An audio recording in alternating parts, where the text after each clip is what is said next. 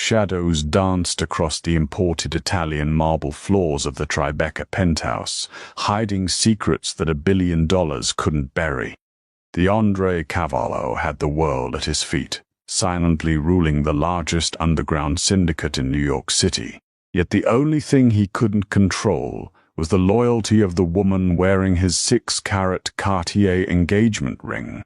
To uncover her true intentions, he orchestrated the ultimate deception, stripping away his empire overnight to see if she loved the man or the money. He fully expected betrayal. What he didn't expect was that the quiet, overweight housekeeper scrubbing his floors would be the one to uncover a conspiracy so sinister it would threaten to bring his entire underworld empire crashing down. D'Andre Cavallo did not trust easily. You didn't survive at the helm of the most feared organized crime family on the eastern seaboard by taking people at their word. His empire spanned from the shipping ports of New Jersey to the luxury high-rises of Manhattan, a labyrinth of shell companies, legitimate construction fronts, and ruthless enforcement. Yet, sitting in his custom-tailored Brioni suit, in the study of his $40 million penthouse, D'Andre found himself plagued by a mundane, almost pathetic paranoia. It was about Serafina. Serafina Montgomery was a vision of Upper East Side perfection. She possessed sharp cheekbones, silken blonde hair that cascaded perfectly over her shoulders, and a pedigree that included summers in the Hamptons and winters in Gestad. She was the kind of woman who looked natural holding a flute of Dom Perignon or draped in chinchilla. D'Andre had proposed to her 6 months ago, placing a blinding Cartier diamond on her finger at a private table at Le Bernardin. Since then, however, a gnawing suspicion had taken root in his chest. Serafina was obsessed with the perks of his powered private jets, the Black American Express card, the fear she could strike into the hearts of maîtres and boutique managers on Madison Avenue. But did she care for D'Andre, the man who carried the heavy, dark weight of the syndicate? He needed to know, before he tied his bloodline to hers, before he made her the matriarch of the Cavallo family. He had to test her. Enter Beatrice Miller. Beatrice was the head maid of the penthouse. She was a fat woman, a physical reality that she had long accepted and that society frequently used as an excuse to render her entirely invisible. In the high-stakes, hyper-glamorous world of D'Andre and Serafina, Beatrice was little more than a piece of moving furniture. She was 34, with kind, observant brown eyes and a uniform that always felt a little too tight across her broad shoulders and heavy hips. Beatrice worked grueling hours, sweeping up shattered crystal when D'Andre's temper flared, and meticulously organizing Serafina's endless collection of Christian Louboutin heels. She endured Serafina's sharp, cruel comments about her weight with silent grace, motivated solely by the crushing medical bills her mother was accumulating at Mount Sinai Hospital. Because Beatrice was invisible, she saw everything. She noticed how D'Andre's jaw clenched when Serafina casually spent $50,000 on a Tuesday afternoon. She noticed how Serafina never once asked about D'Andre's day, only about his acquisitions. Late one Tuesday evening, D'Andre summoned his right-hand man, Silas Graham, into the soundproofed study. Beatrice was polishing the mahogany hallway table just outside, her movements slow and rhythmic, her presence entirely ignored by Silas as he pushed past her, bringing a scent of stale cigarette smoke and expensive cologne into the apartment. When the heavy oak door closed, it didn't shut tight. A millimeter of space remained, enough for Beatrice to hear the low, rumbling baritone of her employer. "I want the accounts frozen, Silas," D'Andre commanded, his voice devoid of emotion. The offshore Cayman funds, the Swiss safety deposit boxes, the legitimate holdings through Vanguard. All of it. Make it look like the feds raided the primary shell corporation. I want a paper trail that screams I'm ruined. Boss, with all due respect, that's going to cause a panic on the streets, Silas warned. The capos won't like hearing you're bleeding cash. They won't hear about it. This is highly compartmentalized. Only you, my primary accountant, and I will know. I'm going to tell Serafina that I have been indicted, that the feds have seized everything under RICO, and that I am effectively bankrupt. DeAndre paused, the silence heavy. I need to know if she'll stand by a broke man facing 20 years, or if she'll run. And if she runs, Silas asked. Then I have my answer, and she leaves with nothing, DeAndre replied coldly. Set it up for Thursday. Beatrice held her breath, her dusting cloth frozen on the wood. A fake bankruptcy. A mafia boss playing a dangerous game of emotional roulette. She quietly backed away from the door, her soft, heavy footsteps making no sound on the thick Persian runner. She felt a flicker of pity for DeAndre, for all his terrifying power, for all the men who bowed to him. He was just a lonely man, terrified of being used. But Beatrice also felt a shiver of dread. She knew Serafina Montgomery better than DeAndre did. She cleaned up the woman's messes. She knew that Serafina was not just spoiled. She was deeply, fundamentally ruthless. If DeAndre took away the money, Beatrice knew exactly what Serafina would do. Or so she thought. Thursday arrived with a meticulously orchestrated storm. DeAndre's acting was flawless. He burst into the penthouse just after noon, his tie loosened, his hair disheveled, bypassing the usual security protocol. He barked orders at his bodyguards to wait in the lobby. Beatrice was in the kitchen meticulously dicing vegetables for a mirepoix, her large apron wrapped securely around her waist. She stopped cutting as she heard DeAndre's heavy, frantic boots on the marble. Serafina was lounging on the curved velvet sofa in the living room, flipping through an issue of Vogue, a half-empty glass of mimosa in her hand. "Dom, what are you doing home?" "You're supposed to be at the Staten Island site," she drawled, not looking up. "It's gone, Sarah," DeAndre rasped, sinking into an armchair opposite her. He buried his face in his hands. "It's all gone." Serafina slowly lowered the magazine. Beatrice, holding a dish towel, stood paralyzed behind the kitchen island, perfectly positioned to watch the scene unfold through the open concept layout. "What are you talking about?" Serafina asked, her voice tight. "The feds. They raided the holding company. They found the ledger," DeAndre lied smoothly, his voice shaking with a manufactured terror that sent chills down Beatrice's spine. "They've frozen the accounts. The IRS is seizing the properties. The penthouse, the cars, the offshore money, it's all inaccessible. I'm bankrupt, Sarah. Worse, they're preparing an indictment. I could be looking at a minimum of 20 years. Beatrice watched Serafina's face.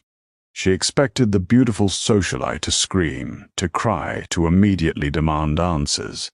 Instead, Serafina's expression went utterly blank. It was a terrifying, dead emptiness. The mask of the loving, pampered fiancé shattered, revealing something cold and reptilian underneath. For a long, agonizing minute, there was only the sound of the ticking grandfather clock in the foyer. "Bankrupt," Serafina repeated, testing the word on her tongue like a bitter pill. "Everything is gone. Even the trust you set up for me." "Seized," DeAndre said, looking up at her with pleading, desperate eyes. "I have nothing but the cash in my safe, and even that won't last. I'm so sorry, Sarah, but we have each other. We can rebuild. I have loyal men. We just need to lay low, maybe leave the country. Leave the country." Serafina stood up abruptly, smoothing down her designer silk trousers. "Live like fugitives? DeAndre, look at me. Do I look like a woman who goes on the run and lives in a motel? Sarah, please. I need you right now." DeAndre reached out for her hand. Serafina stepped back, Expertly avoiding his touch, Beatrice squeezed the dish towel in her thick hands, her heart pounding. This was it. The gold digger was going to pack her Louis Vuitton trunks and march out the door. DeAndre would be heartbroken, but he would be safe from her greed. But then Serafina did something entirely unexpected. The coldness vanished, replaced instantly by a facade of forced, breathless panic. She fell to her knees in front of DeAndre, grabbing his hands. "Oh my God, DeAndre, I'm just in shock," she cried, her voice trembling. "Of course I'll stay. We'll fight this. I won't leave you. We are a team." DeAndre's shoulders slumped in relief. He pulled her into a tight embrace, burying his face in her blonde hair. Thank you, Sarah. You don't know what this means to me." Over DeAndre's shoulder, Beatrice saw Serafina's face. The woman wasn't crying. Her eyes were dry, narrowed, and intensely calculating. She was staring blankly at the wall, her mind working 1,000,000 miles a minute.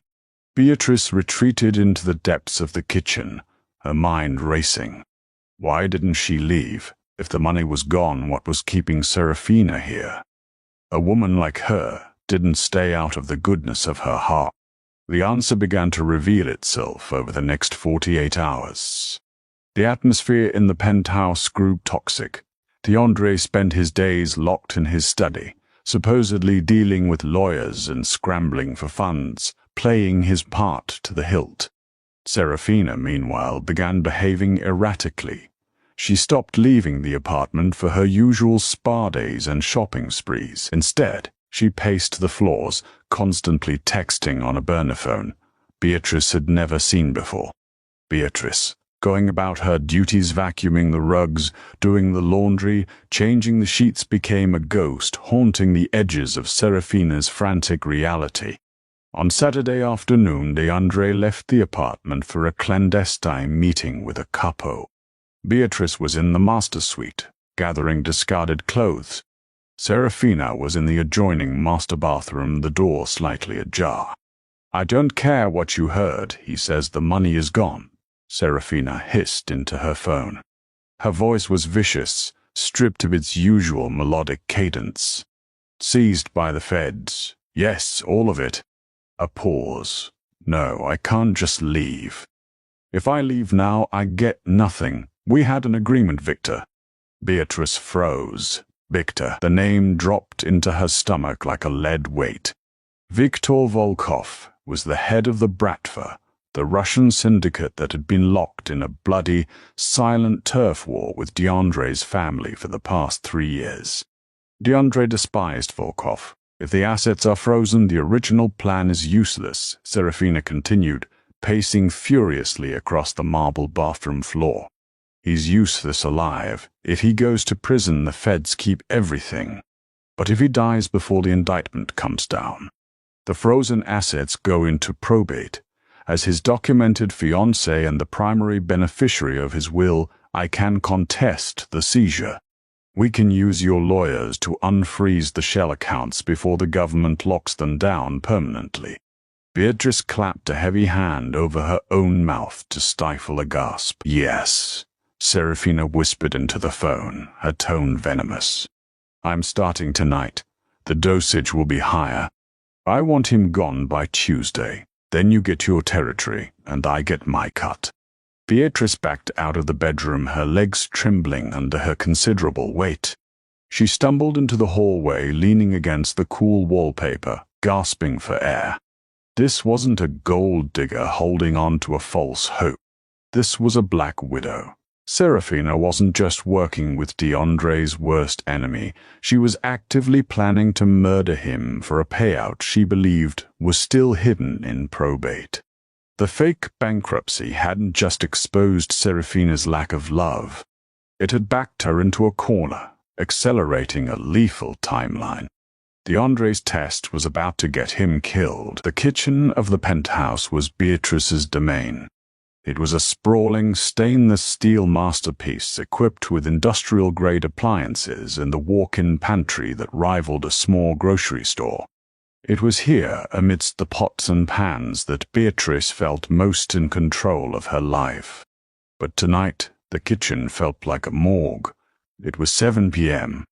DeAndre had returned from his fake meetings, looking intentionally exhausted. As was his nightly ritual, he requested a glass of Macallan 25-year-old Scotch, neat. Usually, Beatrice poured it and brought it to his study on a silver tray. Tonight, Serafina intercepted her. "I'll take it to him, Beatrice," Serafina said, breezing into the kitchen.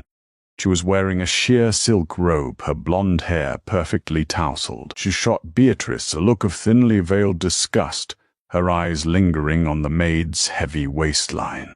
"Go clean the guest bathrooms. You missed a spot on the mirror this morning." "Yes, Miss Montgomery," Beatrice said softly, keeping her eyes downcast. She stepped away from the counter, but she didn't leave the kitchen. She retreated into the shadows of the butler's pantry, leaving the door cracked just enough to see the island. Serafina poured the amber liquid into a heavy crystal tumbler. Then she reached into the pocket of her silk robe. Beatrice watched, her heart hammering against her ribs, as Serafina pulled out a tiny, clear glass vial. It was no bigger than a tube of lipstick. With practiced ease, Serafina unscrewed the cap and let 3 drops of a colorless liquid fall into the expensive scotch. She gave the glass a gentle swirl, smiled at her reflection in the dark window panes, and walked out of the kitchen. Beatrice was paralyzed. Poison. It wasn't a theory anymore. It was happening right in front of her. She had to do something. But what? If she ran into the study and knocked the glass out of DeAndre's hand, who would he believe? His beautiful, aristocratic fiancée who was supposedly standing by him in his darkest hour, or the fat, invisible maid who had no proof? Serafina would simply say Beatrice was crazy, or worse, that Beatrice had tried to poison him herself. DeAndre was a ruthless mafia boss. He didn't call the police when he felt threatened. He made people disappear. Beatrice hurried to the kitchen island. She checked the trash can beneath the sink. Empty. Serafina had kept the vial. Panic threatened to overwhelm Beatrice. She thought of her mother, lying in the hospital bed, relying on the paycheck Beatrice brought home every week. If she crossed Serafina and failed, she would be fired, or worse, killed. She could just pack her things, walk out the service elevator, and never come back. Let the monsters destroy each other. But as Beatrice looked at the empty crystal decanter, a wave of profound anger washed over her. She was tired of being stepped on. She was tired of monsters like Serafina using people, treating them like disposable garbage. DeAndre Cavallo was a criminal, yes. But in the 3 years Beatrice had worked for him, he had paid for her mother's physical therapy out of pocket when her insurance denied it. He had never once insulted her. He demanded perfection, but he was fair. He didn't deserve to be murdered in his own home by a traitor. Beatrice made her decision. She wasn't going to run, but she wasn't going to confront them directly either. She needed proof. Irrefutable, undeniable proof that even a man blinded by a fake bankruptcy could not ignore. The next morning the penthouse was quiet. DeAndre was sleeping late, the poison likely making him lethargic, a symptom Serafina probably dismissed as depression over his ruined empire. Serafina had gone to the private gym in the building, confident that her plan was working flawlessly. Beatrice slipped into the master suite. Her heart was beating so fast she felt dizzy. She moved with surprising agility for a woman of her size, her soft-soled shoes making no sound. She went straight to Serafina's lavish walk-in closet, a room larger than Beatrice's entire apartment in Queens. She began to search. She checked the pockets of designer coats, the hidden compartments of Hermes Birkin bags, the velvet linings of jewelry boxes. She knew Serafina was arrogant. Arrogant people got sloppy. 10 minutes passed. Her palms were sweating. If Serafina walked in now, Beatrice was dead. Finally, in the very back of a drawer, dedicated entirely to silk scarves. Beatrice's hand brushed against something hard. She pulled out a small, ornate makeup bag. Inside, nestled between high-end lipsticks and a compact mirror, was the small glass vial. It was half empty. Beatrice pulled out her phone and snapped several clear, high-resolution photos of the vial and its hiding place. But photos weren't enough. She needed the physical evidence. She carefully placed the vial in the pocket of her apron. But as she turned to leave the closet, she noticed something else. A single father named, but would unravel his entire world. Permanently with permanently etched into. The same phone Serafina had used to call Viktor Volkov. Beatrice grabbed it. It was locked with a passcode. She cursed under her breath. She didn't know the code, but she knew someone who could crack it. The Andre's security team. Clutching the phone and the vial, Beatrice hurried out of the master suite. She had the weapon and the communication line. Now she just needed to get them to the one man who could protect DeAndre without alerting Serafina. She needed to find Silas Graham. Beatrice rushed down the service hallway, intending to use the staff phone to call Silas's private line. But as she rounded the corner near the service elevator, she slammed directly into a solid wall of muscle. She gasped, stumbling backward, dropping her dust cloth, but instinctively keeping her hand clamped over the apron pocket, holding the vial and the phone. Standing over her, his expression cold and unreadable, was Silas. "Going somewhere in a hurry, Beatrice?" Silas asked, his dark eyes narrowing as he took in her flushed face and panicked demeanor. "Mr. Graham," Beatrice stammered, her voice shaking. I need to speak with you. It's urgent. It's about Mr. Cavallo." Silas crossed his arms, his massive frame blocking the only exit. "DeAndre is resting. Whatever it is, you can tell me." Beatrice looked up at the terrifying enforcer. She had to trust him. He was DeAndre's right hand. Taking a deep breath, she pulled the small glass vial and the black burner phone from her pocket and held them out. "Mr. Cavallo isn't resting," Beatrice said, her voice steadying with sudden, fierce resolve. "He's being poisoned, and Miss Montgomery is working with the Bradford to do it." Silas stared at the items in her hand, the air in the hallway growing suddenly, violently still. Silas Graham did not gasp, he did not widen his eyes. A man who had survived 2 decades in the unforgiving crossfire of New York's underworld, possessed a face carved from granite. But the silence that descended upon the service hallway was heavier than any physical weight. He looked at the tiny glass vial resting in Beatrice's shaking palm, and then at the sleek black burner phone. Slowly, Silas reached out and took the items. His large fingers, calloused from years of handling firearms and heavy machinery, closed over the evidence. "If you are lying to me, Beatrice," Silas said, his voice dropping to a terrifying subsonic rumble, "if this is some sort of extortion attempt, I will ensure you are never seen again." "I'm not lying," Beatrice whispered fiercely, tears of sheer adrenaline pricking the corners of her eyes. She put 3 drops of that into his Macallan last night. She was talking to Viktor Volkov on that phone. She said the fake bankruptcy forced her hand.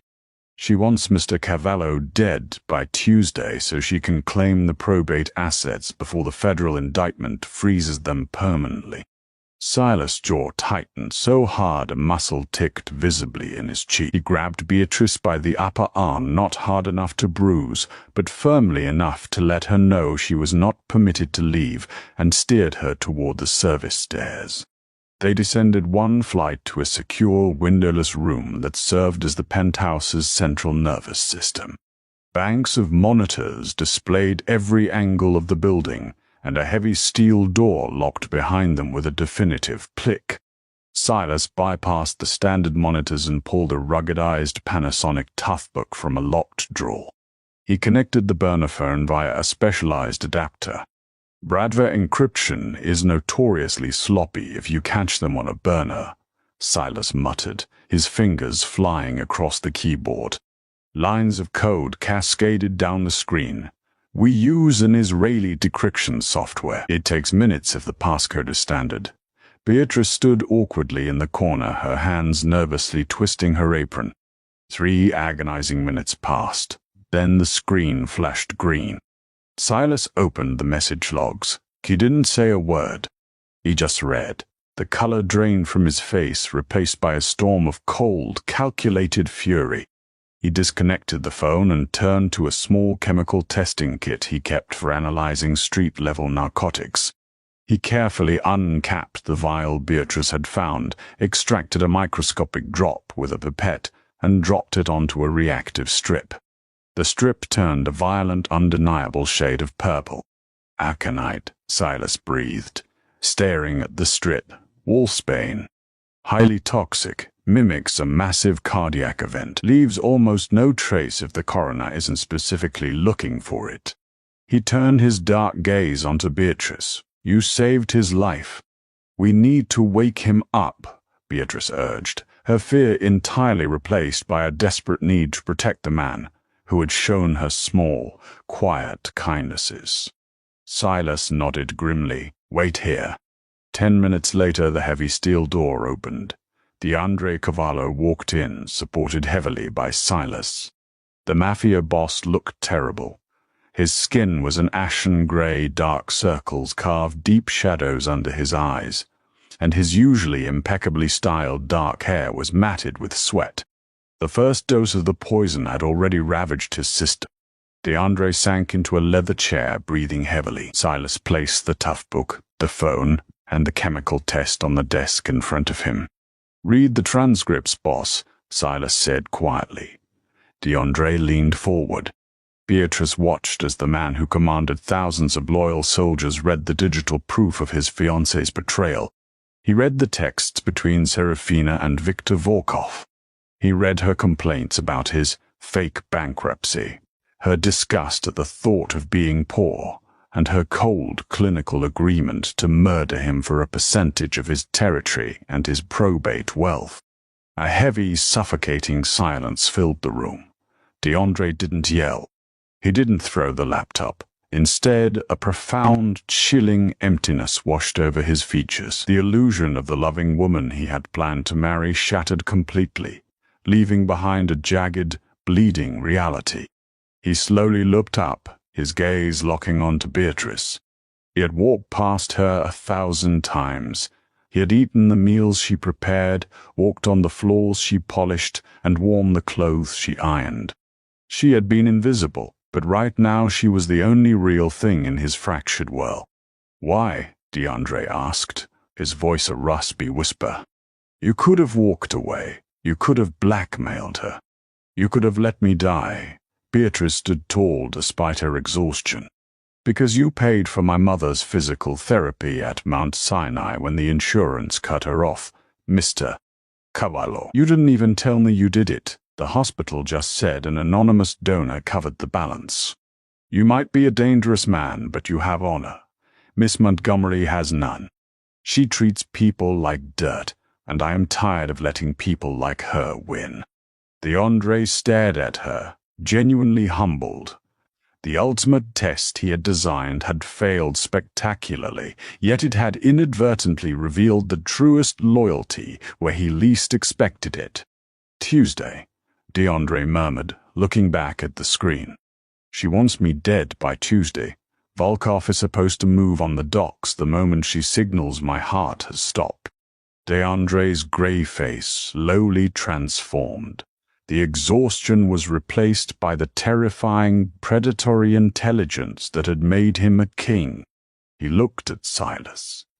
We don't arrest her. We don't confront her, DeAndre commanded, his voice suddenly sharp and clear. We play the game. We let her think she's winning. We are going to draw Volkov out of his rat hole, right into this penthouse. The weekend was an agonizing exercise in psychological warfare. Beatrice returned to her duties, a ghost once more, But this time she was a ghost with a mission. She observed Serafina with a new clinical detachment. Serafina was a phenomenal actress. She hovered over DeAndre, dabbing his sweating forehead with cool cloths, her face a mask of tragic, aristocratic sorrow. "I'm so worried about you, Dom," Serafina cooed on Sunday evening, sitting on the edge of the master bed. "The stress of this bankruptcy, the impending indictment, it's destroying your heart." DeAndre, playing his part flawlessly, offered a weak, trembling smile. "I'll be fine, Sarah, as long as I have you." Beatrice stood by the door holding a silver tray with DeAndre's evening scotch.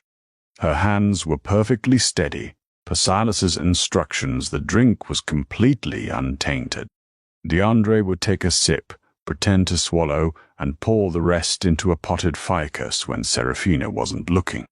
To maintain the illusion of his rapid decline, Silas had provided DeAndre with safe, temporary beta blockers to artificially lower his heart rate and make him appear pale and clammy.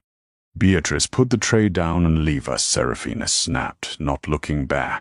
"And stop breathing so heavily, it's distracting." "Yes, Miss Montgomery," Beatrice murmured, bowing her head. She set the tray down and retreated, catching a fleeting, microscopic nod of gratitude from DeAndre before she closed the heavy mahogany door. Down in the security room, Silas was mobilizing the Empire. The bankruptcy was still the official narrative on the streets, but DeAndre's most trusted capos, the men who had bled for him, were quietly brought into the fold. They were shown the decryption logs. The rage among the Cavallo ranks was absolute. The Bratva was attempting a decapitation strike using a Trojan horse. By Monday afternoon, the trap was primed. Serafina, growing impatient and overconfident, made a fatal error. Beatrice was in the adjoining dressing room, organizing silk ties when she heard Serafina on the burner-phone. "He's fading fast, Victor," Serafina said, her voice dripping with anticipation. "He can barely keep his eyes open. Tomorrow night. I'll give him the final dose. His heart won't be able to take it." "Are you certain the assets are accessible?" Volkov's heavily accented voice crackled through the receiver. "My lawyer checked the probate filings. As long as he dies before a federal judge signs the RICO seizure order, the wealth transfers to me as the sole beneficiary of the estate. I will authorize the transfer of the shipping port deeds to your holding companies the moment his death certificate is signed." She paused, a cruel smile evident in her voice. "Come to the penthouse tomorrow night at 9. The service elevator code is 44492. Bring your men. We can celebrate our new partnership over his corpse." Beatrice relayed the conversation word for word to Silas. She invited him in. Silas smiled, a terrifying expression that resembled a wolf baring its teeth. "Volkov is arrogant enough to come. He wants to see DeAndre fall with his own eyes." Tuesday arrived heavy with the promise of violence. The air in the penthouse felt thick, charged with static electricity. At 7 p.m., Serafina ordered Beatrice to prepare a special dinner. "Something light," she instructed, her eyes glittering with malicious excitement. "Mr. Cavallo's stomach is very weak tonight. And bring his scotch to the study at 8. I will administer his medication." Beatrice nodded subserviently. She went to the kitchen and prepared a delicate consommé. At exactly 7:55 p.m., she poured the Macallan. She placed the heavy crystal glass on the silver tray. Serafina breezed into the kitchen, wearing a stunning black Saint Laurent dress-mourning attire, chosen in advance. She pulled the small glass vial from her clutch. She didn't even bother to hide her actions from Beatrice anymore. The maid was just a piece of furniture, completely irrelevant to the grand design. Serafina squeezed 5 heavy drops of the aconite into the scotch. She swirled the glass. "Take it to him," Serafina commanded. "And Beatrice, after you serve him, take the rest of the night off. Go back to whatever hole you live in. You're fired." "Thank you, Miss Montgomery," Beatrice said softly. Beatrice picked up the tray. She walked out of the kitchen, down the long, shadowed hallway toward the study. But she didn't go into the room. She stepped into the adjoining powder room. She poured the poisoned scotch directly down the sink, rinsing the glass thoroughly. From a hidden flask Silas had provided, she refilled the glass with identical-looking apple juice. She walked into the study. DeAndre was slumped in his leather chair, looking like a man on the brink of death. Silas stood in the shadows near the heavy drapes. Beatrice placed the glass on the desk. "She put 5 drops in, Mr. Cavallo. She fired me. Volkov is arriving at 9. DeAndre picked up the glass of apple juice. He looked at Beatrice, the exhaustion fading from his eyes, replaced by the burning fire of a man reclaiming his throne. "You did perfectly, Beatrice," DeAndre said softly. "Now go to the panic room. Lock the door. Do not come out until Silas tells you it's safe." Beatrice nodded. As she turned to leave, DeAndre stopped her. "Beatrice." She looked back. "When this is over," DeAndre said, his voice ringing with absolute authority, "you will never scrub another floor as long as you live." Beatrice hurried down the hall, slipping into the hidden safe room behind the library bookcases. She locked the heavy steel door, sinking into a plush chair, her heart hammering a frantic rhythm against her ribs. At 8:55 p.m., the private elevator chimed. Through the security monitors in the panic room, Beatrice watched the final act begin. Serafina stood in the foyer, a black widow waiting for her prize. The elevator doors slid open, and Viktor Volkov stepped out, flanked by 4 heavily armed Bratva enforcers. The trap was sprung. Footsteps echoed sharply against the imported Italian marble of the penthouse foyer. Viktor Volkov stepped out of the private elevator, a towering figure draped in a custom charcoal Tom Ford overcoat. He brought with him the bitter chill of the New York night and the unmistakable arrogance of a man who believed he had just won a war without firing a single bullet. Flanking him were 4 heavily muscled Bratva enforcers, their hands resting ominously inside the lapels of their jackets, gripping suppressed Glock 19s. Serafina glided forward to meet them, her black Saint Laurent dress whispering against the floor. She offered Volkov a brilliant, predatory smile, her eyes alight with the thrill of her impending wealth. "Victor," she purred, extending a manicured hand. "Right on time." Volkov took her hand, his pale eyes sweeping the opulent, silent penthouse. "Is it done, Serafina? I do not like leaving loose ends." "He took his final dose of the medication an hour ago," Serafina replied, a faint sigh escaping her lips. "His heart simply couldn't handle the stress of the bankruptcy." "The poor man passed away in his study. It was very peaceful." "And the staff?" Volkov asked, his accent thick and grating in the quiet space. "Dismissed," Serafina assured him, turning toward the long hallway. "The fat maid who usually hovers around was fired an hour ago. We are entirely alone. Come, let us finalize our arrangement over the corpse of the great DeAndre Cavallo." From the safety of the panic room, Beatrice watched the black and white security monitors, her hand clamped over her mouth. Her heart pounded a frantic rhythm against her ribs. She watched the group move down the corridor, a procession of vipers heading straight for the lion's den. Serafina reached the heavy mahogany doors of the study. She paused, taking a deep, dramatic breath to compose her features into a mask of mourning, just in case any hidden cameras were recording.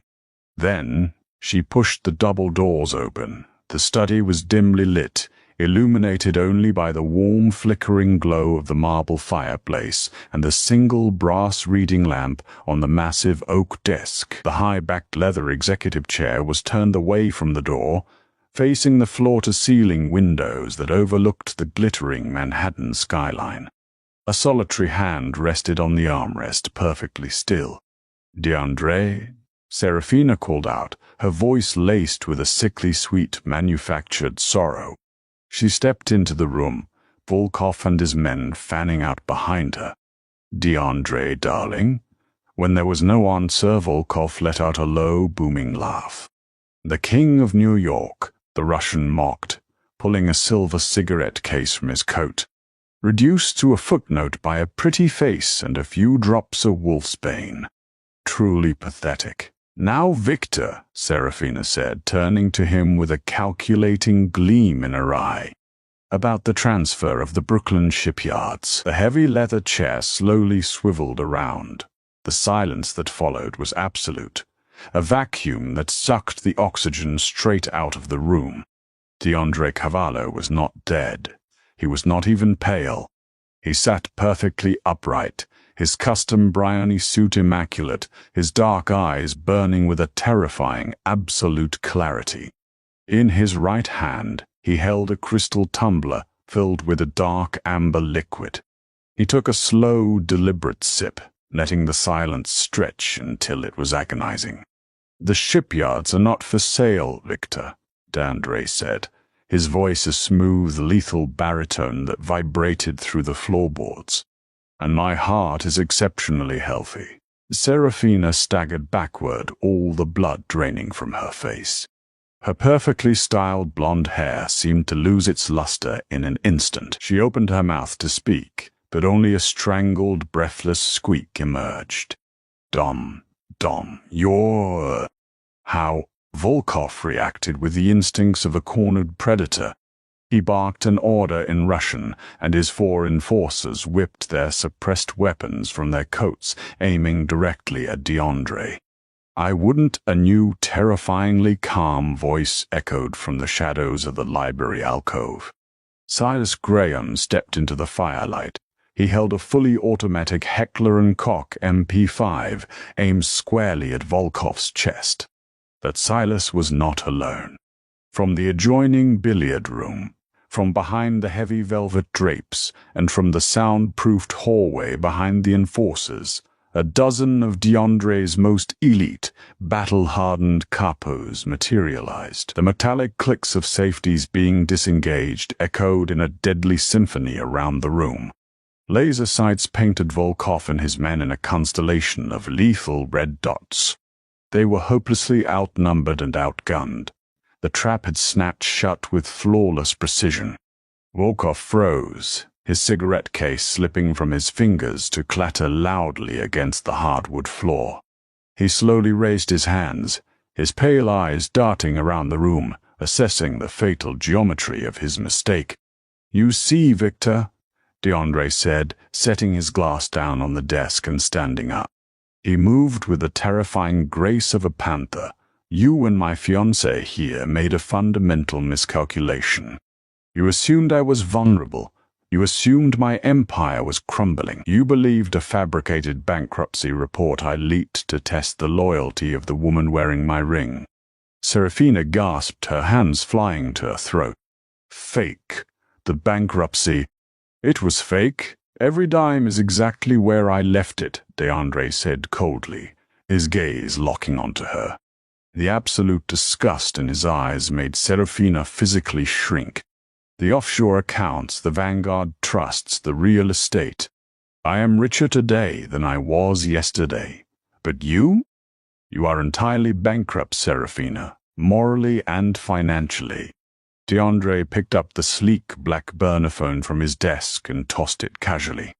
It landed at Serafina's feet. Beside it, he tossed the small glass vial of aconite.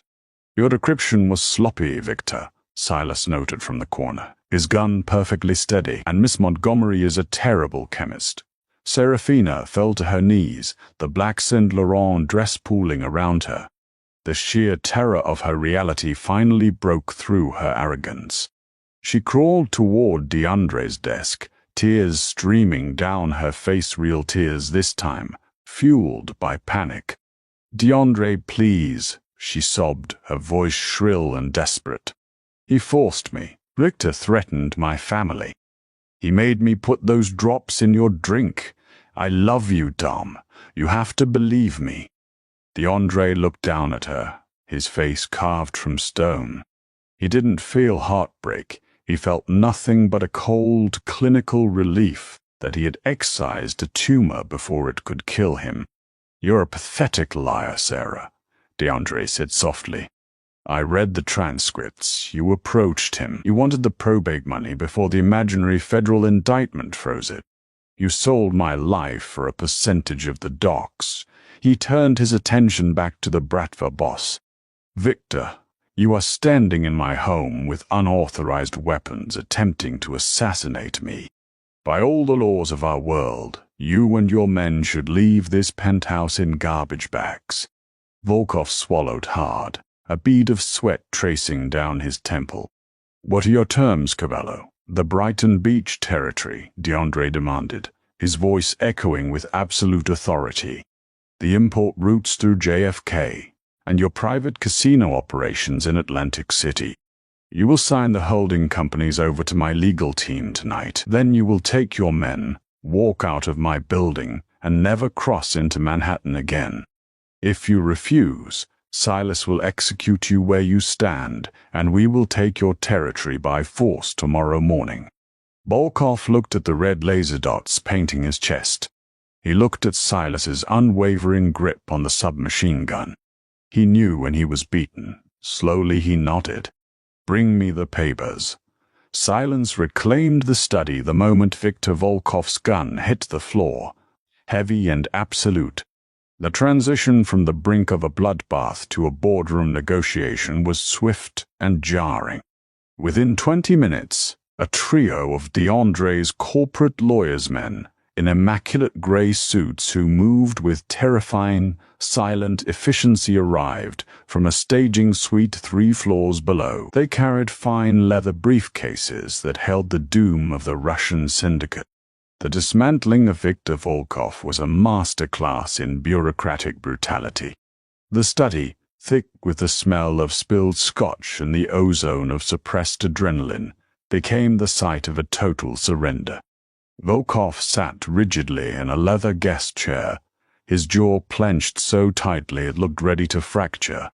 A lawyer placed a stack of crisp, watermarked documents on the desk. Volkov signed away decades of Bratva expansion. He signed away the Brighton Beach strongholds, the lucrative import routes bleeding out of JFK, and the untraceable casino operations in Atlantic City. His large, pale hands shook slightly with suppressed, impotent rage as the pen scratched against the paper. When the ink was finally dry, DeAndre gave a brief, dismissive nod. Volkov and his disarmed men were escorted out the service elevator by a phalanx of heavily armed guards. The Russian syndicate had been crippled without a single shot fired, excised from Manhattan like a tumor. Then there was only Serafina. She remained crumpled on the Persian rug, shivering violently. The exquisite black Saint Laurent dress, chosen meticulously for a performance of aristocratic mourning, now looked like a shroud wrapped around a ghost. In the Mafia movie she so openly despised, this was the part where she would be dragged out to a soundproofed van and buried deep in the Pine Barrens. She knew it, and the sheer terror of her reality finally shattered her arrogance completely. Dom, DeAndre, please," she whimpered, the sound scraping against the quiet walls. She pushed herself up onto her knees, crawling a few inches toward the massive oak desk. Her perfectly styled blonde hair was tangled, her mascara tracking dark, jagged lines down her pale cheeks. "He forced me. Victor threatened my family in the Hamptons. He made me put those drops in your drink. I love you, Dom. I swear to God I love you. You have to believe me." DeAndre looked down at her. He didn't feel heartbreak. He didn't feel the sting of betrayal anymore. Looking at her now, stripped of her calculated glamour and weaponized charm, he felt nothing but a cold, clinical relief. He had survived the poison, but more importantly, he had survived her. "You're a pathetic liar, Sarah," DeAndre said softly, his voice devoid of any heat or anger. "I read the decrypted logs. You approached him. You wanted the probate money before the imaginary federal indictment froze it. You sold my life for a percentage of the docks." He turned away from her, the dismissal absolute. Silas, take the ring. Silas Graham stepped out of the shadows. He did not ask, he simply moved. He grabbed Seraphina's trembling left hand. He didn't use unnecessary violence, but there was zero gentleness in his grip as he forcefully slid the 6-carat Cartier diamond off her finger. Seraphina let out a pathetic, breathless sob, clutching her bare hand to her chest as if she had been physically wounded. "You are leaving this penthouse with exactly what you brought into our relationship, nothing," DeAndre told her, staring up the floor-to-ceiling windows at the glittering Manhattan skyline. "Your designer clothes, your jewelry, the cars, they remain here. You are officially blacklisted. If you attempt to contact me, my associates, or anyone in New York high society, I will release the decrypted communication logs of your murder plot directly to the district attorney. They will happily put you away for conspiracy to commit murder for the rest of your natural life. Dom, you can't just throw me out on the street. Have 2 men escort her to the lobby," DeAndre interrupted, speaking to Silas as if Seraphina were no longer in the room. "Do not let her pack a bag. Confiscate her phone." Cough. Seraphina was dragged out of the study by 2 stone-faced enforcers, sobbing hysterically and begging for a second chance that would never come. DeAndre let out a long, heavy exhale. The toxicity had finally been purged from his home. The air felt cleaner. He poured himself a glass of real Macallan, took a slow sip, and looked at Silas. "Bring her in," DeAndre commanded. A few moments later, the heavy mahogany doors of the study opened once more. Beatrice Miller stood in the doorway. She still wore her tight, plain maid's uniform, her large, calloused hands nervously twisting the fabric of her white apron. Her heart was hammering a frantic rhythm against her ribs. Even though she knew Volkov and Seraphina were gone, this was still the inner sanctum of a ruthless crime boss. Part of her mind whispered that she knew too much, that men like DeAndre tied up loose ends. She looked at the empty space on the rug where Seraphina had groveled, and then her wide, anxious brown eyes met DeAndre's. DeAndre didn't sit behind his desk. He set his glass down, walked across the expansive room, and stopped just a few feet in front of Beatrice. The imposing, terrifying Mafia bosser-man, who had just dismantled a rival syndicate with a pen and a glare, looked at the quiet, overweight woman who had been utterly invisible to the world. Slowly, deliberately, DeAndre bowed his head to her in a gesture of profound, unshakable respect.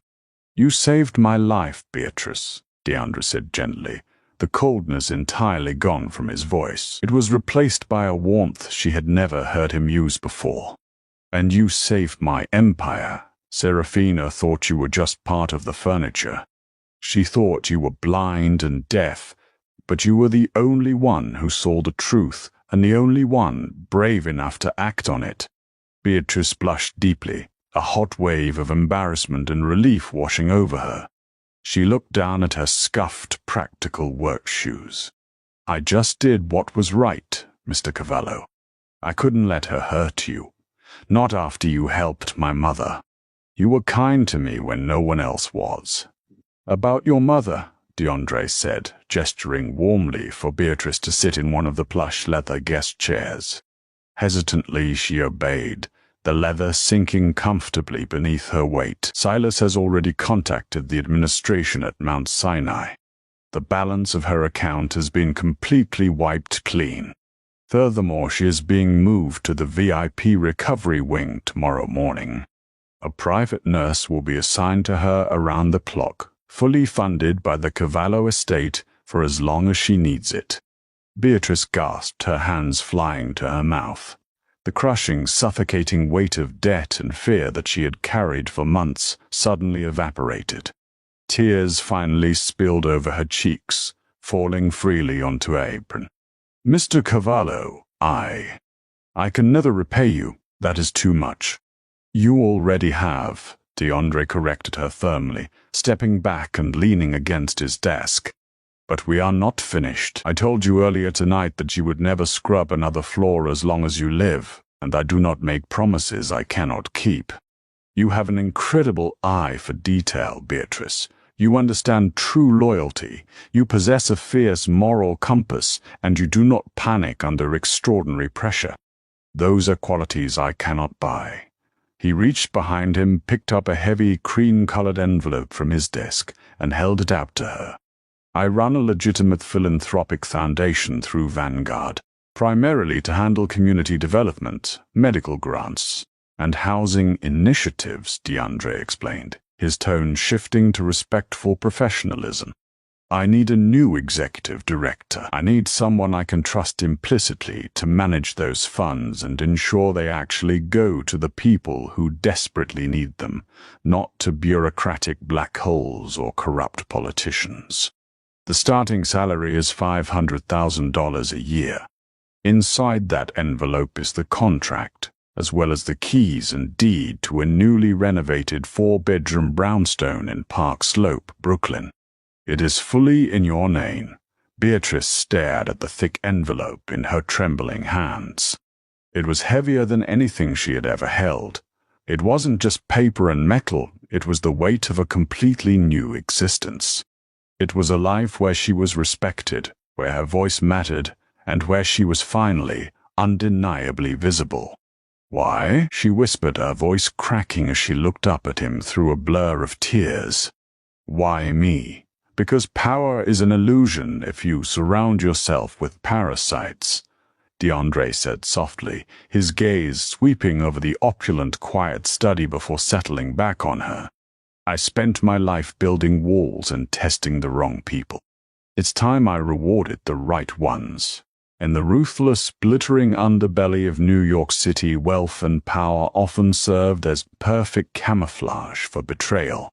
DeAndre Cavallo's orchestrated downfall was designed to expose a gold digger, but it inadvertently unearthed a venomous predator willing to kill for a crown. Yet the true twist of fate lay in the shadows of the penthouse. Beatrice Miller, dismissed by society and entirely overlooked by the conspirators, proved that genuine loyalty cannot be bought with diamonds or demanded by fear.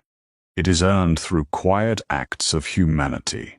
By risking her own life to expose the sinister truth, the invisible Maid dismantled a Mafia war and saved a king.